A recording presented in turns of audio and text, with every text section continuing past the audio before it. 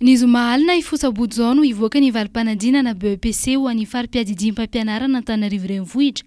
Mbola ao anatiny fikirakirana ny tsy fahatombanana na traitement des anomalies ireo tompona ndraikitra androany ary raha mipidy zoma no hanaovana ny délibération raha ny vaovao azo teo anivo ny fari-piadidim-pampianarana Antananarivo renivohitra. Ny farany herinandro lasa teo moa no efa nanomboka nivoaka tsikelikely ny valim-panadinana BEPC manerana ny nosy.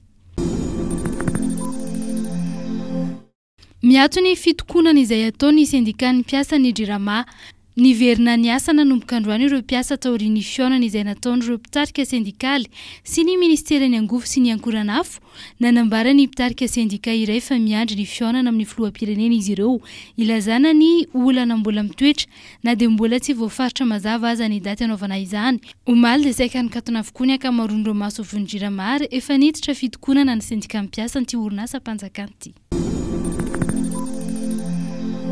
Tsy voasokajy ho isan'ny vakoka iraisam-pirenena Tandindondoza intsony Alamando Antsinanana. Nandritra ny fivorim-be fa 770 ny komitin'ny vakoka iraisam-pirenena eo anivon'ny UNESCO no nanambarana izany fanesorana azy izany tamin'ny fomba ofisialy raha ny tatitry ny ministera ny tontolo iainana sy ny fandrosoana Lovenjafy Omaly Alarby.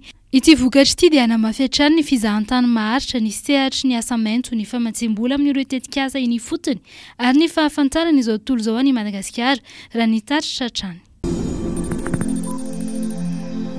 Mitotoka ny Sainte Marie ny mahason'ireo mpanarabavao politika rehetra manomboka androany ary mandritry ny 2 andro. Any an-toerana avokoa ny fahefana mpanatanteraka amin'izao fotoan'izao izay tarihiny filohan'ny Repoblika Andry Rajoelina sy ny Prime Ministra Christian Tsiay. Ny fiandohan'ny tolakandro teo moa no nigadina tao Ravorany filoha Andry Rajoelina. Mpikambana maro teo anivon'ny gouvernemanta, olom-boafity sy olom-boatendry any an-toerana no tonga ny tsena azy.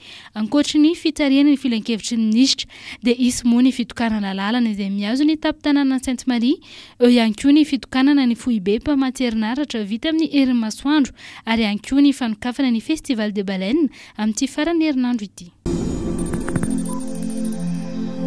Ny ekipa malagasy rafetiny Yves Cédric Rakotoarso sy Tina Tonnerre Laurent Razanandrakoto ary Lova Rasata Mandimby Rakotoarso no nibatany amboara tamin'ilay fifaninanana mondial La Marseillaise lalao tsipika Ned B tamin'ny isa 13 no nandresen'izy ireo ny ekipa frantsay izay tompon-daka tamin'ny taona 2024 vao nanomboka ny lalao dia efa nitarika tamin'ny isa 7 no nihoatra ny ekipa malagasy na dia nanofokofoka nanentika azy ireo frantsay dia tsy nahatratra intsony ny elanelana teo amin'ny ekipa rotota. Lela vola 3,000 euro kosa no azon'ny ekipa larana faharota amin'ny fifaninanana ary 700 euro no azon'ilay ekipa malagasy iray izay raraka teo amin'ny ampaefadalana.